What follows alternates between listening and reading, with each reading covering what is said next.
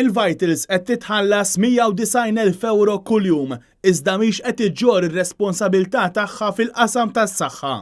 Dan qalu l-kap tal-Partit Nazzjonalista Adrian Delija waqt laqgħa mar-rappreżentanti tal-unions fis-settur tas-saħħa. Preżenti għal-laqgħa kien hemm rappreżentanti tal-UHM Voice of the Workers, l-Assoċjazzjoni Medika Maltija, il-MAM, l-MUMN, il-Union tal-Infermiera u l-Qwiebel, il-Kamra tal-Ispiżjara Maltin u l-General Workers Union. Adrian Delija qal li l-Partit Nazzjonalista huwa preokkupat bis-sitwazzjoni fis-settur tas-saħħa u jħoss li l-Ministru Chris Fearn għandu fidejh l-għażla li jieħu lura t-tliet sptarijiet li l-Gvern għadda lill-Vitals.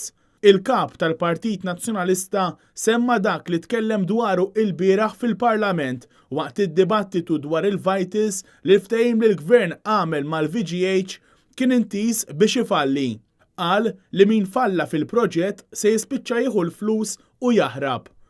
Adrian Delija kompla jispjega kif l-iskop ta' din il-laqa u li aktar milli jispjega x'in il-pożizzjoni tal-Partit Nazzjonalista irid li jkunu huma l-unions li jitkellmu u jtihom l-ispazju biex jgħidu x'inhi l-pożizzjoni tagħhom sabiex iħarsu l-interessi tal-membri rispettivi tagħhom u li jaħdmu fit-tliet sptarijiet li għaddew għand il-Vitals li huma l-Isptar San Luqa, l-Isptar Kering Grek u l-Isptar Ġenerali ta' Għawdex.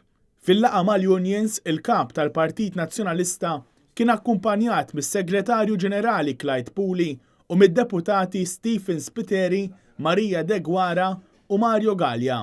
L-erba' fil-Parlament, il-kap tal-Oppożizzjoni sostna li l-Ministru Chris Fearn għandu l-għażla li jew jgħaddi lura l-isptarijiet lokali fidejn il-professjonisti mediċi Maltin inkella iħalli lil kumpaniji barranin jagħmlu l-kummerċ minn fuq saħħet il-poplu tagħna. Għax is-saħħa qiegħda fidejh, il-penna qiegħda fidejh u jista' jagħżel waħda minn żewġ affarijiet.